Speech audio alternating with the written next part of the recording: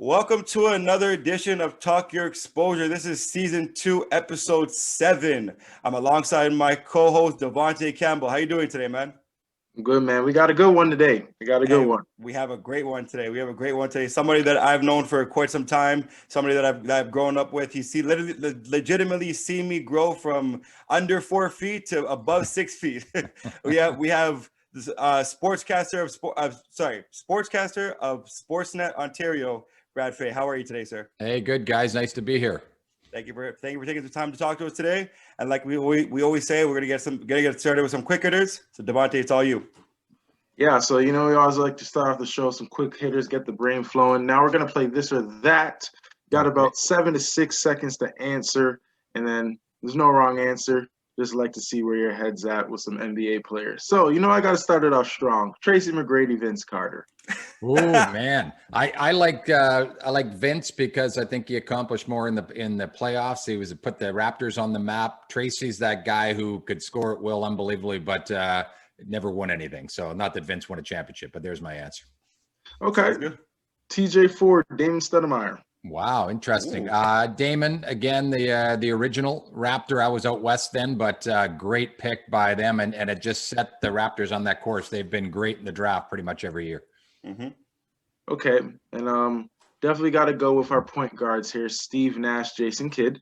Yeah, boy, that's a tough one. I think everybody probably says that. I can't go against the Canadian, but Jason, I think that's as close as you could get to give me a comparable. That the 2 MVPs for Nash maybe gives him the edge. Okay, and I've been asking this question a lot recently, because of free agency and stuff like that. Andre Drummond or Kristaps Porzingis? Yeah, wow. Just so we're talking about just long term or for a quick fix, or?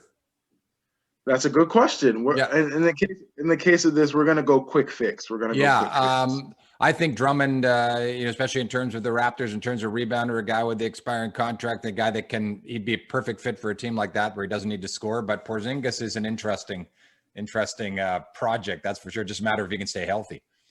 Yeah, you know what? He went 4 for 4 on that. That's the answers that I'll go with. He went 4 for 4. Let's continue this. I like. But you know what though? I actually have one for you too. I usually don't really chime in for this one, but I got one question for you: DeMar DeRozan, Kawhi Leonard. I thought you were going to say Jeff Dorfman or Brad Fay. Did you say Kawhi Leonard or DeMar? Is that what you said? That's what I said, yeah. Yeah, no contest. I mean, as a person, DeMar doesn't get any better, but Kawhi Leonard, I mean, witnessing that up close, that's as elite as this city and this country has ever seen, since Gretzky, basically. Of course. Hey, that's you can't go wrong with winning a championship, especially in Toronto. Mm-hmm. But I do want to touch up, early 2000, I think it was, when you picked me up randomly one day. We went to the first ever Vince Carter charity AllStar Game. Yeah, and I want to just touch up on Vince Carter in the country of Canada and how his impact, how he was an impact to Canadian basketball and how that all started. Yeah, I mean, I think you look at he and Nash around the same time, and Nash became a superstar a little bit later, but they both kind of put it on the map for the country. And I laugh because when RJ Barrett declared he was going to Duke a few years ago, I was at the announcement and I said, how much, who had a bigger influence on you? Because Steve Nash is his godfather. I said, Steve Nash or Vince Carter. And he says, yeah. I was 2 years old when Vince Carter played for the Raptors. I don't remember. And you forget how young these guys are. But, that was the difference between Vancouver and Toronto, that, Vancouver struggled out of the gate. Toronto had Vince Carter, who ended up becoming, the most watched guy on highlights in the whole NBA, basically. So his impact can never be understated. Unfortunately, it ended poorly when he left. But I think that he's made amends. The fans have made amends with him, and they want to honor him when he's ready for that. Most definitely. And honestly, I agree with you. I think that he needs to be honored as a Raptor. I think they need plug in here, guys. Go ahead, keep talking. No problem. I think they need to retire his jersey. I really do believe that. But obviously, I don't think the Raptors are gonna the Raptors are gonna retire anybody's jersey until they retire Vince Carter's, because I definitely agree with you that Vince Carter was the start of Canadian basketball. We're gonna get back to Vancouver. We're gonna get to Vancouver in a little bit, but I want to ask you. Vince Carter just started a charity here in Toronto for kids to go to university. Yeah, fantastic. Like $25,000 per kid. you obviously just kind of answered it in terms of fantastic, and I agree. But when you heard that, was it one of those like, okay, this is really a peace treaty with Toronto and Vince Carter, or was it one of those that you always kind of expected to happen? I was a little surprised for sure. I think that he, and I think Tracy McGrady to a great extent too, I think they realized the impact that they had in Canada and could have had if they'd stayed together and if Vince had stayed longer. It was a weird, it was almost like so many guys, as they get older and they realize that the mistakes they made, like his just seemed to be a very quick decision as he was 24, 25-year-old kid that was like, okay, I'm not happy, I want out. And then realizing that he had it pretty good in Toronto, so paying it back because they put him on the map, just like he put Canada on and Toronto on the map in the NBA. So I guess I'm not surprised, but it still kind of came out of left field. But I think you're going to see him honor Toronto a lot more as he goes forward. He didn't used to like to talk about the dunk contest and all that, and now anytime somebody wants to ask him about that night in Oakland, he goes all in and is very descriptive with his thoughts about that night. You grew up in Vancouver, and this one thing that Vince Carter used to always talk about is that Toronto is a lost art, lost city. I forgot the exact words that he said, but he used to always call Toronto home, and it was one of the most. Sorry, it was kept secrets. One of those kept secrets. Yeah. What was the difference, even for you, coming from Vancouver to Toronto? What is so great about Toronto that Vince Carter even had to touch upon as well? Yeah, way more metropolitan. I mean, world city. And since then, I've traveled to almost every NBA city, and there's only 3 or 4 that I would say are bigger. And you don't even want to go better because it's what you want. But in terms of what is offered in the NBA, there's not many cities that have more than Toronto. Vancouver's just that West Coast, that different feel, not nearly as diversified. And it sort of was, hit home when they said if the Raptors had somehow got Yao Ming, with their huge Asian population, that might have made the difference, where in Toronto, it really doesn't matter what the background. And, even when you talk about a guy like Giannis Antetokounmpo, talking about, will he come to Toronto because of the great Greek community? Vancouver doesn't have that kind of cultural aspect. I think the players love Vancouver, love visiting it. There's no better city in the world physically. On a beautiful day, it's as pretty as it gets. But I think there's a lot more going on in Toronto in general. I love to have both as my hometowns, but I've been here for 22 years now, and I love the beat and the rhythm and the energy of Toronto.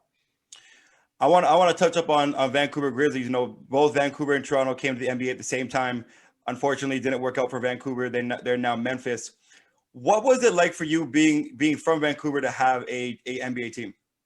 Well, it was cool on a couple of levels because I wasn't working in Vancouver yet the first year they arrived, but I was in Kelowna, which for those that don't know, about 4 hours, sort of our version of cottage country out there. I lived there writing newspapers, so I used to come down to cover some of the sports in Vancouver, and I came down for Jordan's first visit, which is still one of the most unbelievable things I've ever seen, and that was in his last year, so the 95-96 his last year with the Bulls. And it was like the Beatles were in town all day, people trying to find him, see him. And that was, I remember thinking, wow, this has a chance as basketball, because there was more excitement to see him than any other athlete. And it was cool. I mean, being a basketball guy, I mean, even you guys now, your generation, you were ahead of the curve a little bit, but you're seeing everybody that's younger than you now loves basketball right off the bat. They don't have to choose, hockey is sort of where you're led down the path. For me, I was a real outlier, and having played, and my friends and I were the ones that watched, but nobody really watched basketball. The Sonics were kind of the home team. So it was really cool to see. Felt like Vancouver had arrived. Unfortunately, as you say, it didn't work out. They kind of got a raw deal. Even David Stern admitted that afterwards, that they didn't handle that very well. Yeah, no, and even to touch up on that one too. Like I remember even my family, that's how we met, is both families are from Vancouver. And for my mom in particular, like even my grandfather, don't worry about my mom right now. I was talking about my grandfather. She was so happy when he was so happy when Vancouver was able to get the first NBA team. And in my opinion, to be able to see that and be able to experience that, I mean, I was also pretty young and didn't really understand it. But looking back at it, it would be crazy and better for Canada to have more than one NBA team, in my opinion. Do you agree? Yeah, and I think that the time is right now on a couple of fronts. I don't know if it's going to happen because I think Seattle will probably be first in line, but because of the refurbished arena and everything else. But 2 reasons. One, it's never been more popular, and we see the ratings on a regular basis, how they've just grown. And even after Kawhi left, the ratings have continued to grow. across the country. That's one thing. Two, the NBA is going to need an influx of cash because they've lost a lot of money over these couple of years, and the price of a franchise. So they're at 30. Every other league seems to be at 32 teams. So maybe it's time to add to, and then Vancouver might be, a possibility. But you're dealing. The Raptors would like it, but maybe they appreciate the fact right now they're the only team in the whole country. So I think I agree with you, and especially the fact that one is on the West Coast would be great, and it's more popular than it's ever been, and that includes in Vancouver. I hope it does come back. I really do hope it does come back. I want to touch up on just transition a little bit to your career and how you got into that. What was the intriguing part to get into broadcasting? Yeah, well, I had always, I guess you think of it kind of as a dream job, like I watched sports all the time, and in the days before the internet and Twitter and all that stuff, you waited till the sportscast came at night. And I remember watching these guys and feeling like I could relate to them, like they started to get younger, and they were, having some fun and making the kind of jokes and the pop culture references that I like. But I went to school and playing college basketball in Calgary, and I didn't really know what I wanted to do. But I met one summer at home, just playing hoops, pickup hoops, and a guy named John McKeechee, who was longtime sportscaster in Vancouver. He said he was playing, and a group of them were playing. We just got to be friends, and he's much older than I am. But he just said, "You should do what I do." He just talking to me, he felt like I had a feel for it. And then I ended up in newspaper, and it was John McKeechee who was at BCTV and kept on them saying, "I've got this kid, I think he would work." And that was, how it ended up happening. But it was something that I would have done right, say when I wanted to do it. It would have been if someone told me I was 16 and said, "You can be a sportscaster," I would have said absolutely. But I didn't think about it on a day-to-day basis because it felt like too much of a pipe dream. That's also because you and Jeffrey Dorfman were going head to head in Vancouver. That's right. Teammates in a 3-on-3 once too. So Devon, just want to be clear. Jeffrey Dorfman's my uncle, so that's why. That's his real uncle. My real uncle. His real uncle. My real uncle. My mom's brother. So go ahead. Real quick, if it wasn't sportscasting, what would it be? Wow, that's a really good question. My dad's retired now. He was a stockbroker, and I think everybody grows up, the first things they think about is doing what their dad did. I would have been happy staying in newspaper if the sportscast thing didn't come, but it's now in hindsight a good move because the way the newspapers have gone. Probably would have been some kind of public relations type of thing. I think I can talk my way out of things better than some people, and a little. I was a little lazy early on, so I don't know if I would have done the 9 to 5 punching a card every day. If they give me an assignment and things to work on, you sort of have days to put it together. That would have been good. No sales, absolutely no sales. I wouldn't have been able to pull that. It's the minute somebody showed no interest, I would have said, "Okay, fine, I'll move on." So couldn't have done that. So I'm happy I ended up doing what I do. Oh, definitely. Well, definitely. I want to ask you though, being a sportscaster or an analyst or anything like that, it's a great job, but it's also a hard job. The other day, I think the Raptors were playing Milwaukee on TNT, and Shaq didn't even know Pascal's first name. He didn't know Pascal's first name. Wow. Can we just touch up on Shaq for a second about? I do want to. There's two parts to the question, but just Shaq in general. Is he actually like that in terms of like him just forgetting things and just being I don't want to say anything rude about him, but like an asshole kind of person? Or is that just him on TV? I think the biggest key is that he can get away with it. It's like if one of us made that mistake, and everybody at home would go, "How can he not know the guy's first name?" But it becomes funny with Shaq, and then Charles jumps in and they bug him. Charles with his mispronunciations. Those guys have found a niche. Like they're the best for my money in any sport. Best panel show. Kenny's the Jet kind of holds it together. He's the smart guy. And Ernie, of course, as a host, is a guy that, the ringleader, that's a job that I know well, but I haven't had to work with those kind of three guys. So I think Shaq is a really good guy from my brief meetings with him. I think he always was playful on the court. He was one of those guys that not too many people would dislike. So I don't think it's anything that he does it in the sense of, but he said, Siakam, it's just kind of like, basketball is one of those one name things. Sometimes people say, why do you guys call him by first name sometimes? I said, well, when Kawhi was playing, if we had said Leonard was great in the first half, you'd have to think. And it's like Kawhi, oh, I know who you're talking about. And, same with Pascal or Siakam, either one of those works in that case. So at LeBron, you never say James, That's true. it's just sort of the object in the business is to let people know who you're talking about. So you're not trying to be chummy with them. If the guy had a, like a nondescript first and last name, you're just calling him Ed all the time. It's kind of like, okay, well, now you're too chummy with him. You better go with Jones or whatever. But so, yeah, to answer your question, I think the Shaq had never really thought of him, and other than that's Siakam, and that's a name that you have to work at to figure out, and you kind of forget to learn the first name, Well, definitely. It's funny that you say that they're one of the best panels, but in my personal opinion, I think TNT is great. I think that the four of them work really well together. But I'm actually a big Tim and Sid fan. I'm a big Tim and Sid fan. I love watching Tim and Sid. I think that they're very intellectual, and it's kind of like you have Tim like the monotone, the monotone guy, where Sid is all the excited and throws all the animation out there. What's it like working with them? Yeah, well, it's only another week, right? Sid's gone to Breakfast TV at the end of this week, so it's an end of an institution. I haven't worked as much with Sid. I've worked a lot with Tim because we did the university sports.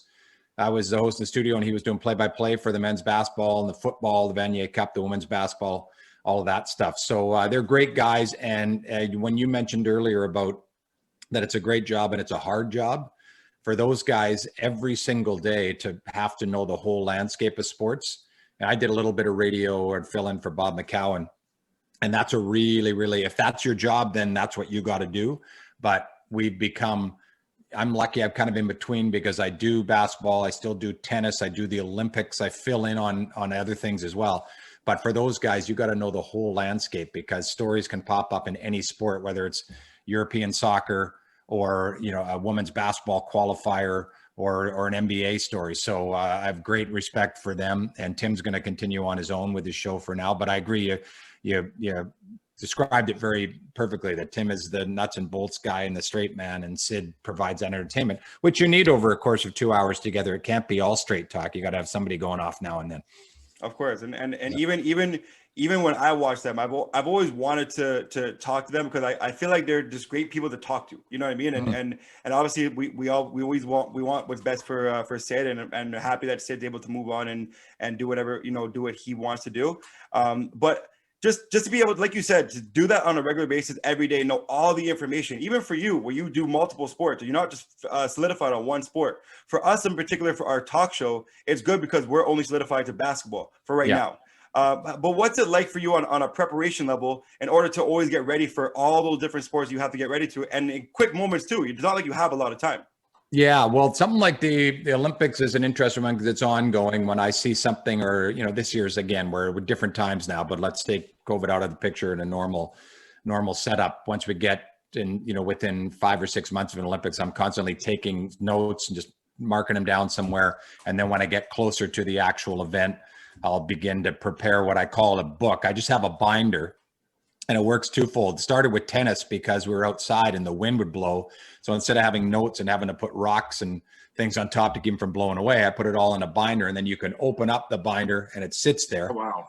And you've got your page in front of you that you need for the immediate stuff and a place to make notes. But then you've got all your notes in behind it that you turn through, and you've got but my book is this thick for the Olympics. Get my hands in the picture. Wow. And I use about that much. And it's like, because you don't know what the stories are going to be, you have to prepare for all the stories going in. And the best example I tell everybody was the 2016, the Rio Games, when Penny Alexiak went wild, the 16-year-old swimmer. I had one line on her, 16, where she went to school, and expected to, this is going to be a little bit of a coming out party. And then 2020, she'll be the one to watch. She ends up winning a medal on the first night. In the first week, all we did is talk about her. So then you're adjusting on the fly. So what I do with the Raptors is I have that book, and I have, things like the schedule, all the contracts of the players, notes from last year's schedule. So you may have to compare things, but the day of the game, I do one sheet that I can have in front of me with everything that we're going to be talking about. So the producer will send me a lineup. And if the subject, like we have the game tomorrow night against Philly. So the first subject will be Kyle Lowry, if he's back, talk about his injury. So I'll have something on him to help set up Sherm, and Alvin Williams will be on again. Then obviously a lot about Fred, whether or not he's an all-star. But they get the lineup to me either tonight or early in the morning. And then I just make my notes around what we're going to talk about. So preparation is king. I say that all the time, but man, there's nothing worse than being in any situation where you have no idea where it's going next and you're not sure if you know. You don't have to know everything, but you got to be able to at least spin it. And when you feel comfortable, it's so much fun because you can't wait to get your next piece of information. But if someone sends you off on some tangent, you're kind of like, oh man, I have no idea what he's talking about. That's a scary, you know, it's like doing a speech in front of your school where you lose your notes and you got to kind of keep going. So it's, it becomes easier as you do it. It's just all about miles in this business. And then you know what you need, you know, to have. I was gonna wait to ask you this question later, but you just brought it up a few seconds ago, and this is something that Devontae and I have been arguing about for the past 3 years. I mean, this year I think he's actually on the same page as me. Is Fred an all-star in your mind? Oh, yeah, I think this is as close as it's been. I just talked to my executive producer and we were talking about it. I said, you know, my reaction tomorrow, because Raptor fans immediately want to go disrespected and everything else. First of all, the Raptors have had a starter in the AllStar game for the last 6 years. And that was DeMar and then Kawhi and then Pascal. So it's Kyle too. They have, what's that? Didn't Kyle start as well? I don't know if Kyle started. I can't remember if he did. I know he's went to 6 in a row, but I'm pretty sure. I don't know if he ever. Because I think it flip flop with DeMar. I could be wrong. Yeah, you know what? I can't remember. And I know DeMar always was the big, you know, vote the first one for the Raptors since Vince. But I think Fred it would literally, and I'm not trying to sit on the fence. If he makes it, it's great, and he's an unbelievable story. But if he doesn't make it and they're taking 12, he's 13 or 14. He's right there. And I don't think that it can be outrage if he doesn't, because the Raptors were so bad to start the year, as you mentioned, 2-8, and that took a lot of them out of the mix. It immediately meant there's not going to be 2 for sure. And Fred's the guy if there's going to be. So I got a feeling that 54 game and then how well he's played when Kyle's been out might get him the vote. And I think coaches like his story too. Like this, he just continues to defy the odds at every turn. And that's a typical Raptor story. So if I had to bet, I wouldn't bet money on it, but I would bet, and I'm right sitting at 51-49 that he's going to get the nod, but will not be surprised either way. You guys, we hear it here first. We hear it here first. Devontae, I hope you like that response, Devontae. I 100% agree. I think the portion on the coaches part, you know, they love his story. That's a Raptor DNA right there, but it's going to be on the line. It's going to be on the line. I wanted to ask you one last question about your broadcasting, but who was 2 questions. First question is, what was how do I want to word this? What was your most craziest interview that you ever had in terms of like Kawhi or Vince Carter or even LeBron James or Drake or whoever it was that you interviewed before that you're like, wow, I'm standing next to so-and-so? Yeah, I think, well, the first one would have been Jordan, and it wasn't just me by myself in that case.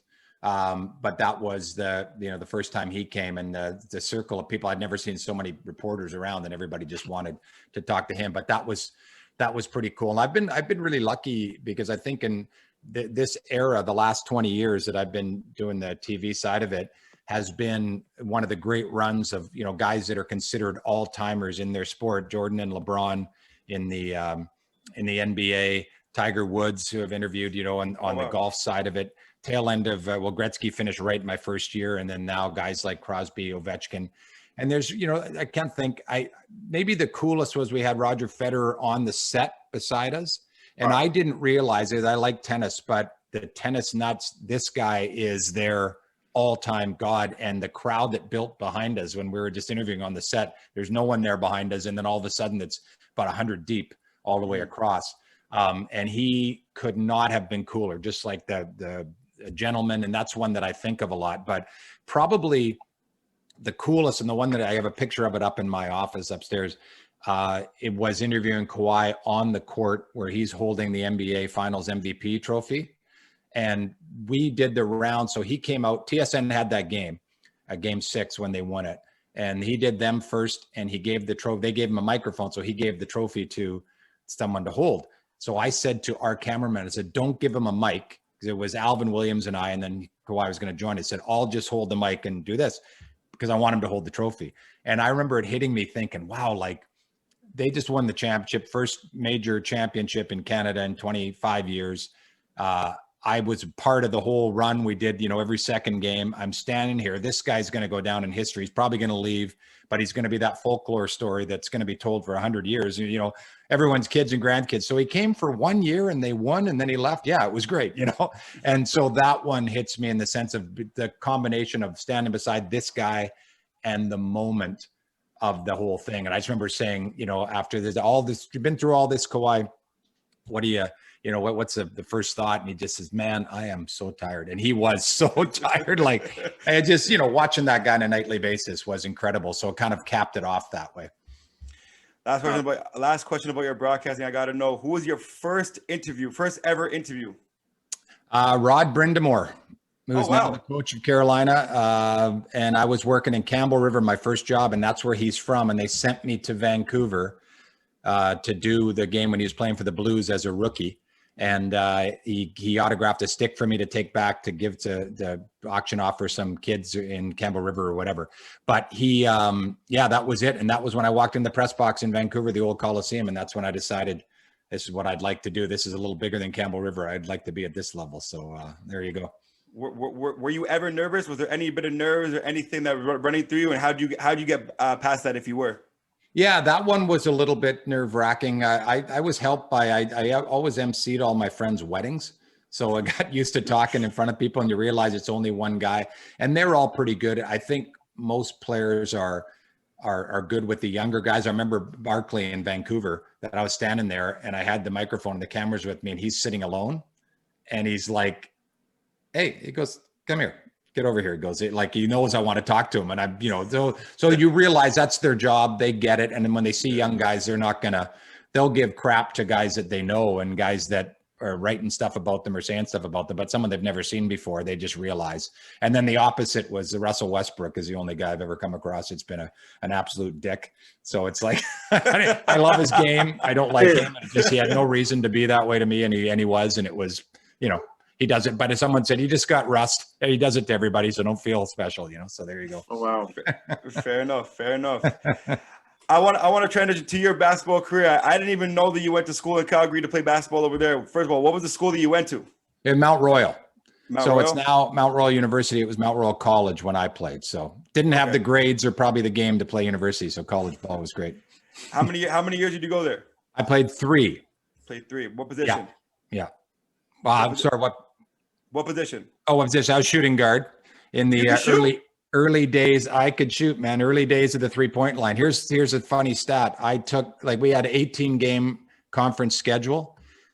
I attempted 48 threes, and the next guy on our team attempted 5. Nobody shot them. And I was the only guy that. And it had only been when I went away to school. It was only the second year that it was in play. There was no 3-point line until the mid 80s. So I was ahead of my time in that sense. But when you can't jump, you got to learn to shoot. So I shot it at a high percentage, but it would have been, if I had gone 2 or 3 years later, people would have figured it out pretty easy. They didn't cover you out there. So I just was alone. And then once people started to realize it was a weapon and you could shoot, I would have known how to shut me down. It just would have been play physical and bump me around a bit, and I would have disappeared. Fair enough. I can relate. Yeah. if you were in today's era, though, would you still be considered to be one of like a Matt Thomas or a Steve Novak or something like that, or would you try to change your game up a little bit more? Yeah, I mean that's the one thing I think of, and I had a good chat with my old coach the other day, and the fake that when you have a shot that's a weapon. Whatever kind of weapon that was back then, that the head fake is everything, and I never really developed. I would get the ball. If I had the shot, I'd shoot it. If not, then I'd pass it off. And when guys are expecting you to shoot, that one fake would have made all the difference. One dribble, step in, and as Jack would say, knock down the Jimmy. But I would have to be a lot stronger than I was. And I played at 6'2", about 170. It's like, I'm over 200 pounds now and I still think I'm skinny. So it changed so fast. We went back for an alumni game. So I finished in 88. We went back for an alumni game in 96 or 7. And we played against the team, and it was like, some of us had still played high level men's league and that, but it wasn't even close. They were so much more athletic, so fast. Everyone could shoot. They were dunk. We'd have one dunk a game maybe in our conference games. And then for opening tip, they won the tip and they dunked on us. We're kind of like, wow, this is not Kansas anymore, Dorothy. This is Change the weird. game. Yeah, it was fun though. I loved it. It was the best experience. My best friends are all from there. We had a really good team. We always seemed to not get it together in the conference final, but we were ranked, top 3 or 4 every year that I was there, and just couldn't put it together to get to the national championship. But it wouldn't trade it for the world. It was a blast. Who do you keep losing to, if you don't mind me asking? Who do you keep losing to not make it there? Well, the first year was a school called SAIT that won the national championship that year after they beat us in the conference final. And then Grant McEwen from Edmonton was the real heartbreak. The last year we had beaten them all year quite easily. And our coach had a little bit of a brain fart and sort of decided that I know what we've been doing wrong against these guys. He switched something up, played an extra big man because they weren't very big. And we were kind of like, what are you talking about? What we've done wrong all year? We hadn't lost to them, and they beat us 2 straight. We led at halftime both games as best of 3 series, and they ended up getting the bronze at the Nationals. And that was the year that Donovan Bailey played for Sheridan College when they won it. Oh, wow. So I met Donovan a couple of times, and no, don't pretend to know him at all. But I said to him, I said, I probably would have covered you. I said, you might have had a speed advantage on me if we.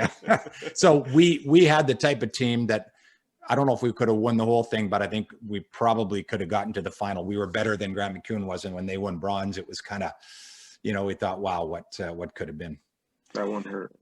Yeah. So this you might be able to relate to this a little bit, because Langara College has been doing pretty well in the last few years. Yeah, that's the same level that I played at. We played them in tournaments and that. Yeah. Right. So Langara, like I said, Langara's been doing pretty well last few years. Somebody that you and I actually know, well, my mom's friend, Auntie Christina, he's another fake aunt. But Auntie Christina, her son, Garrett, played on Langara. They won nationals 3 times. So just touch up on that in general, because everyone always talks about Ontario and Toronto being the mecca of Canadian basketball, but touch up on Vancouver as well, because I think Vancouver is a lost art right now. Yeah, well, I think BC has made a big step in that direction, and I think part of it, to be fair, is that so many more kids. There's a lot of BC kids too, but so many more Ontario kids and Quebec kids are going to the States, and we got big time guys now in Canada that are playing Division I. So that may have leveled it a little bit, but when I played, and then Langara before I got there, they were always one of the powerhouses. And then even after, they were always top 2. It seemed like they could never break through and win the gold medals like they eventually did. Mm-hmm. But Kevin Hansen played there. Then he coached there. Now he's coaching at UBC. And they had a lot of guys. A lot of times you get first year, you get guys that are good enough to play university but don't have the grades. So they go play 1 year of college, and it's just they light it up. So if you get that one player, the guy that played at Mount Royal before I did, Corey Joseph's dad.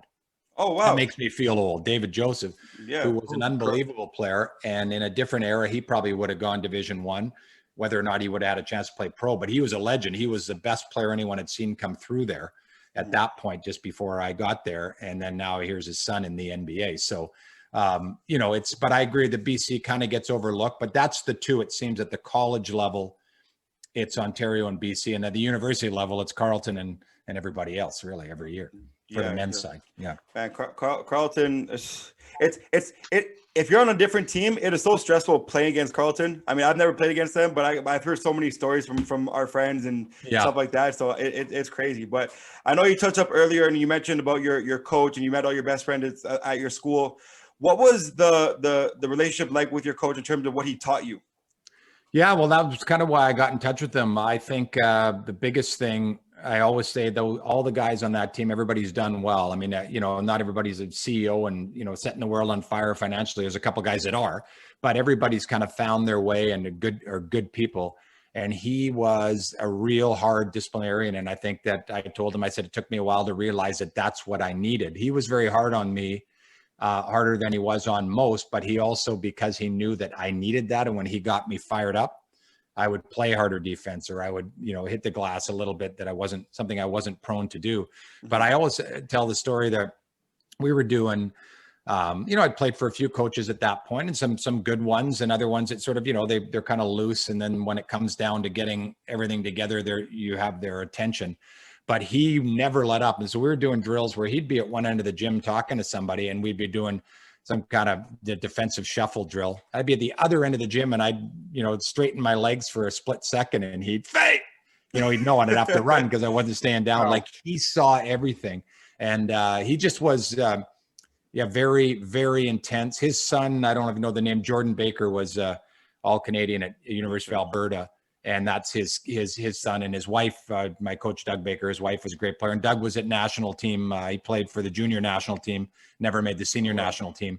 But he was, I think just the responsibility, and anybody that's played on a team, you can't half fluff it. You can't take days off and not show up. And you learn that it's easier to report the work or to be loyal to your friends when you've had to go every day, when you don't feel like it, and you're going to get the crap kicked out of you running and that kind of stuff. And the games were obviously the release and the fun, but man, it was never a moment off. That's what I remember most. I love to hear it, because even Devontae and myself, when we coach, we get on our players a lot, but I feel like the generation today is getting so much softer that we can't coach the same way as we were coached when we were younger, even for you as well. If you were a coach, knowing everything that you know in both eras, also being a father, how would you coach? Yeah, well, it's tough. I got asked to do just at a grade school or public school, they call it here, down the street for my son's team. And I just said, I'd been out of it too long that, I didn't really know in terms of any kind of schemes and all that stuff. So if I was forced into it, first of all, I'd lean on all the people that, that I work with, like Leo Routens, like Paul Jones, like Jack Armstrong, people that are coached to get some things down.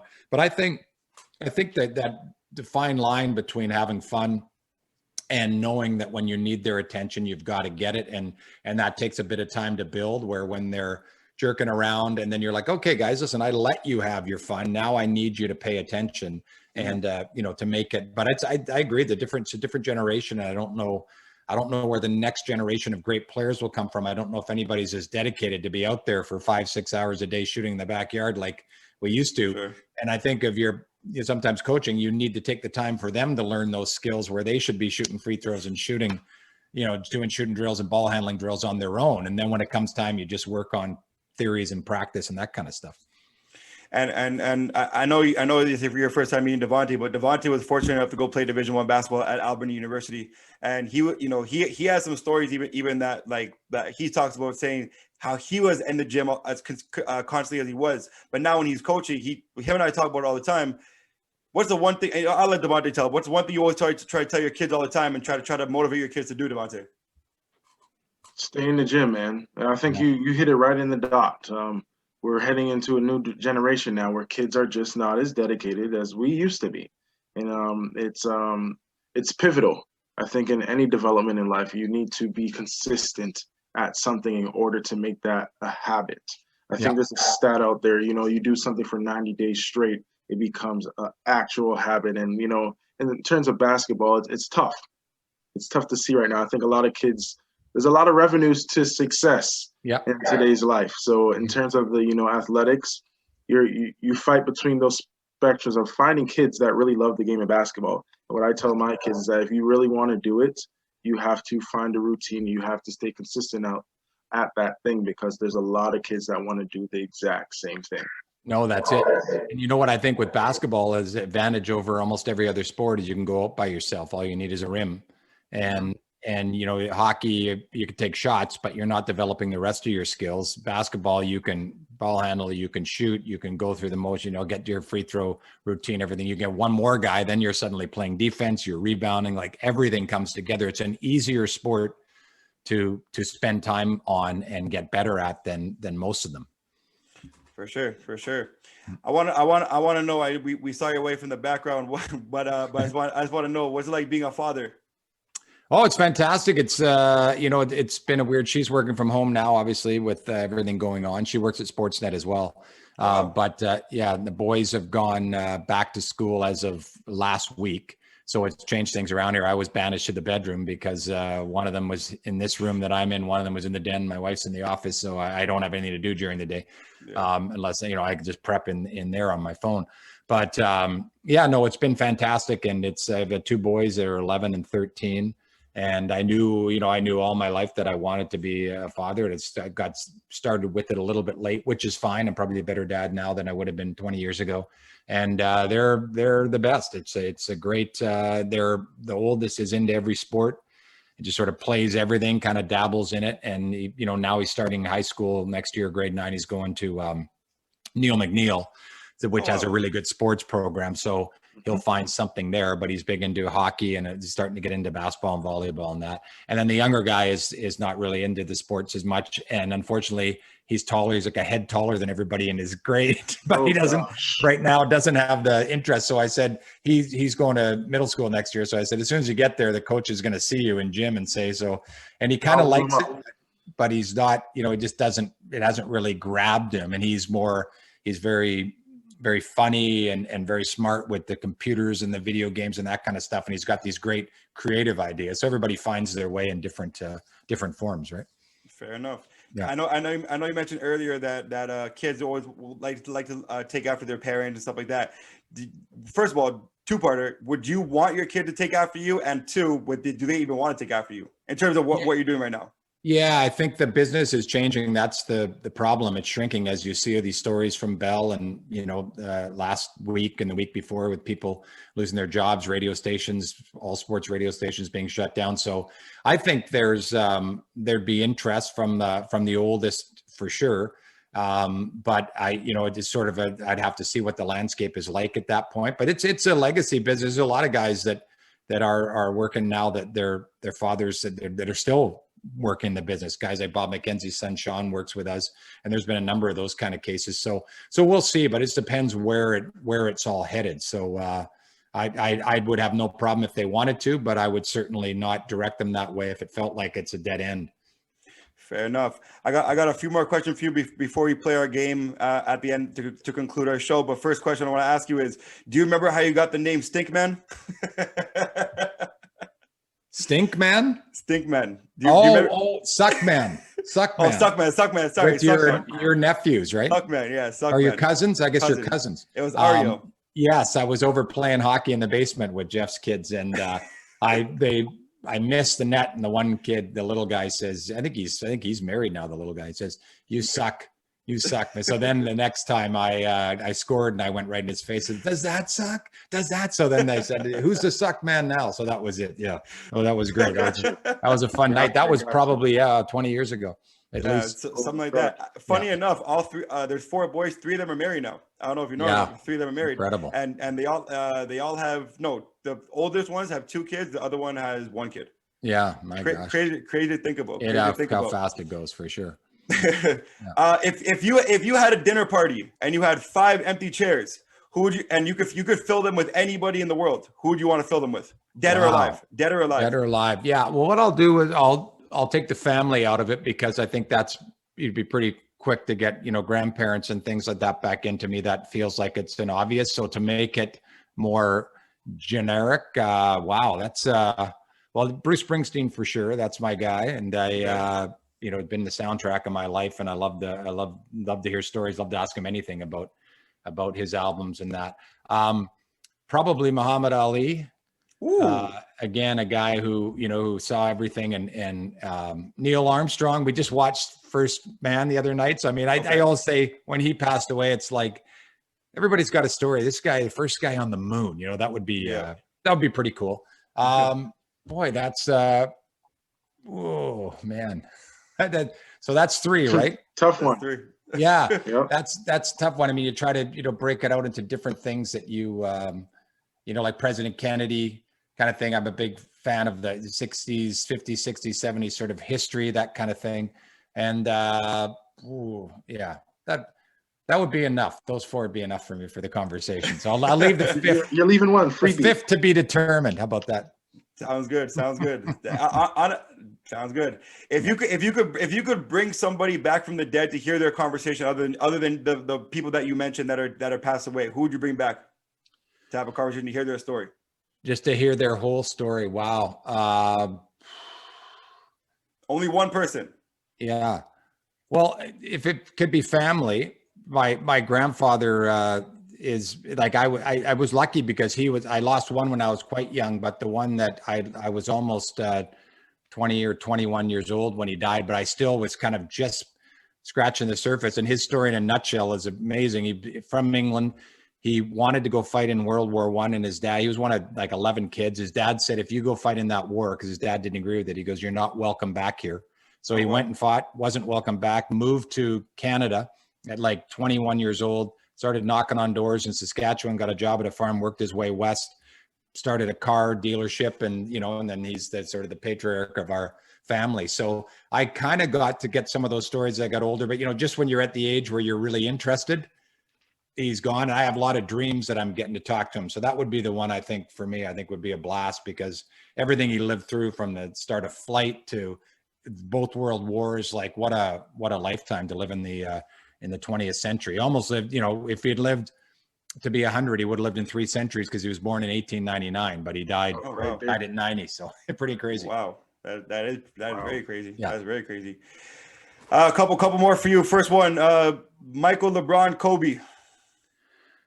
In order, just as you said them, Michael, LeBron, Kobe. Ooh. Yeah. Okay. Yeah. Okay. Yeah. I'm not as big of a Kobe guy. Kobe barely makes my top 10.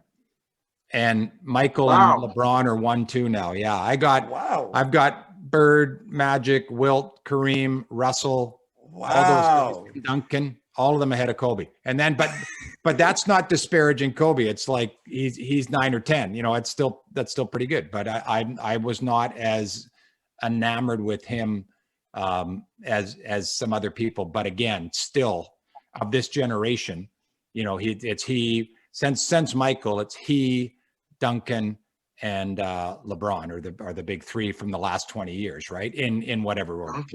I know that's a hot take. Yeah. I'm about to say, I'm like, I know it's only going to give you one more question, but I have to add to this one right now. Tim Duncan is Tim Duncan to you one of the best, or is Tim Duncan the best power forward of all time for you? He's the best power forward of all time, yeah, without question. And you know who else is ahead of Kobe? Shaq for me. So there you go. There's another hot take. Yeah. I think Shaq was, and if Kobe had kept them together, they would have won unlimited championships. But I think Shaq had like about a 5 or 6 year period where nobody could guard him, and if he'd stayed, you know, a little healthier, and he got ripped off of a couple MVPs. So again, but those are slight margins. That's not. It's like when someone says Michael or LeBron, it's like, oh, Michael. Like, I'm not saying LeBron, you know, is the suck man by any means. You know, this is like that's 1 and 1A. And I was never open to anybody being better than Jordan, but now I am, and I think LeBron's a real shot.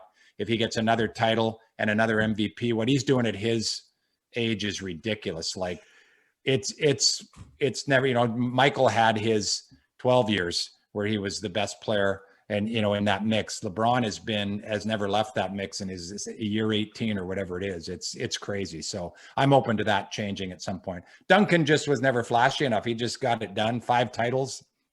And I know Kobe got his 5 as well. I guess I held it against Kobe because I was a Laker fan. And when he played his card and played Shaq out of town, eventually got his 2 without him. And that's what he wanted. But if they had, just like Tracy and Vince, if they had been able to hold together. And isn't it funny that was to get off topic, but Tracy and Vince was in the days that everybody wanted to run their own team, wanted to be the star. Now the stars want to get together, right? And win more. So if Kobe and Shaq had figured that out, like that, honestly, Kobe would have 9 rings, I think, if they had stayed together. I think the Lakers, nobody was beating them in the 2 between, they won it in 2002 and then got to the finals in 2004, and then Shaq was gone, and then Kobe won in 9 and 10.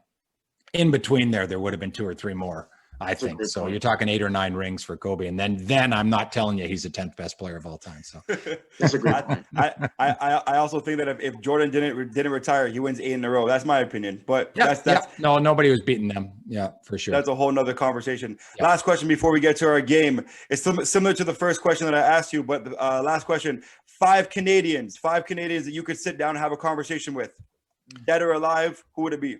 In any capacity, like that, not just athletes, I think. Yeah. Terry Fox is the first one that comes to mind.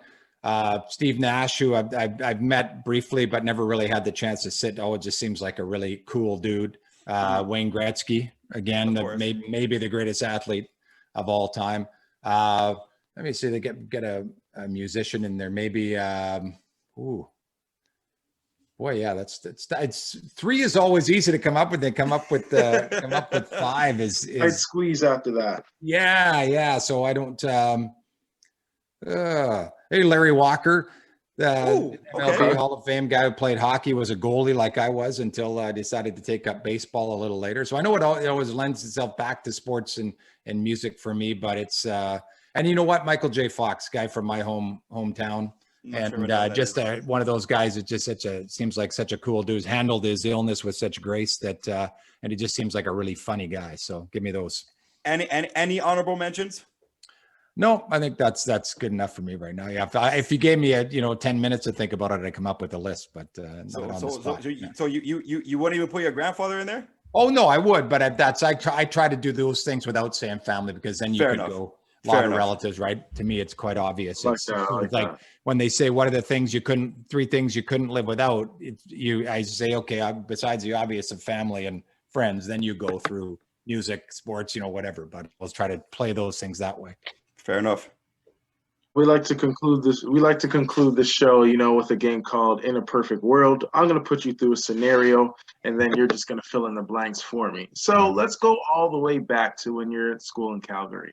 Let's say you don't take the basketball route, and that you don't go into the newspaper industry, but you're actually in the sportscasting. You go to school for it.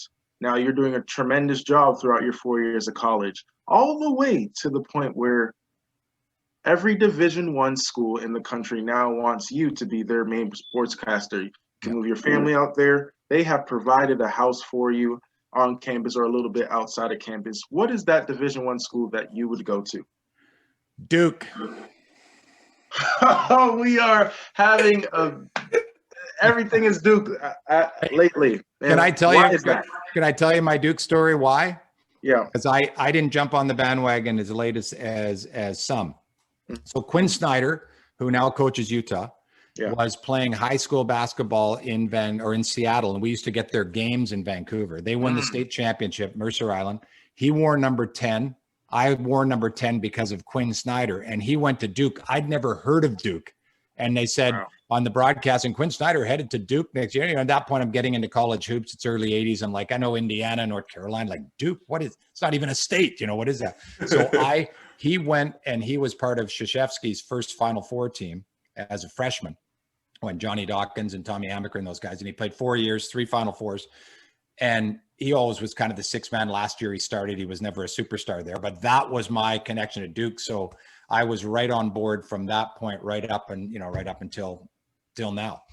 Fair enough. Yeah. Fair enough. You're at Duke now, Yeah. You're in North Carolina. You're having a splendid job doing what you have to do on a regular basis, all the way to the point now that, you want to explore your other options as you're getting some interest from the NBA. You can't pick the Raptors, but what is that other team that you would go to, putting in consideration location, the players on the team, and obviously the NBA in itself? Yeah, you're talking about right now? Right now. In terms of players on team, what the rosters and what the teams look like right now. Yeah, we'll make it easy that way. Yeah, I've always been, and I'm dragging my family along there all the time. Always been a huge California guy. So LA would be really tough to turn down, and to work for the Lakers, knowing that they're always going to be competitive. They're not, they had a couple off years, but LeBron's there and everything else. It'd be pretty tough to not go there. But I also love Chicago as a great sports town. And right now the Bulls may be showing signs that they're back up to where they were, but tough to ignore the sunshine of Los Angeles. That's for sure. Fair to say, tough to ignore the signs. Now that concludes the perfect world. So thank you for that. But besides the Raptors, what are some other players that you're excited to watch in the NBA on a day in, day out basis? Well, I love the European influence. I think it's changed the game, and I think it's made it better. And you can't just be an athletic dunker anymore. You got to do everything. And LeBron has certainly seen his game go that route. Always a treat to watch him play, for sure. LeBron. I love Luka Doncic. I love Nurkic in Denver as well. The big guys that sort of surprise you by doing everything, and you look at them, you're like, what's this guy doing? And suddenly they put up a triple double against you. Donovan Mitchell at Utah is a guy, and I met him at the finals a couple of years ago. We had him on as a guest. So sometimes that leads to, when a guy is really nice, and that was his rookie year, it leads you to want to watch them play as well. But I tell you, Kawhi is everything he does. It's so much fun to watch how fundamentally sound, how smart he is, how strong he is. Even though doesn't have the flair that some guys do, I would certainly pay to watch that guy play every night. Most definitely. We always ask all our guests this one last question before to conclude the show. Who is somebody that you would like to see on our show? But here's the kicker: you have to help us get him on. Well, you already had Jack on, right? Yep. And it's all basketball all the time. So I think any of the guys on our Sportsnet side would be great guests. Eric Smith, Sherman Hamilton, Leo Routens, any of those guys would do you well. Well, as long as you can help us get connected with them, then that'd be great. But one more time, I definitely want to thank you, Uncle Brad, for taking some time to talk to us today. I wish you nothing but the best. Stay safe, stay warm. Hopefully we can see you guys soon, and I'll definitely see you next year at my wedding. So look forward to that. Awesome. Hey, and Devontae, is that you in behind you? Is that a picture of you, number 12? Yeah, senior night. They gave us this picture, so it's always here in the living room. That's awesome. Good form, textbook, Yeah, it was pretty good senior year. It was pretty good. All right, guys. Well, thanks for having me. Be well. We'll talk to you soon. Most definitely. Take care. Take care.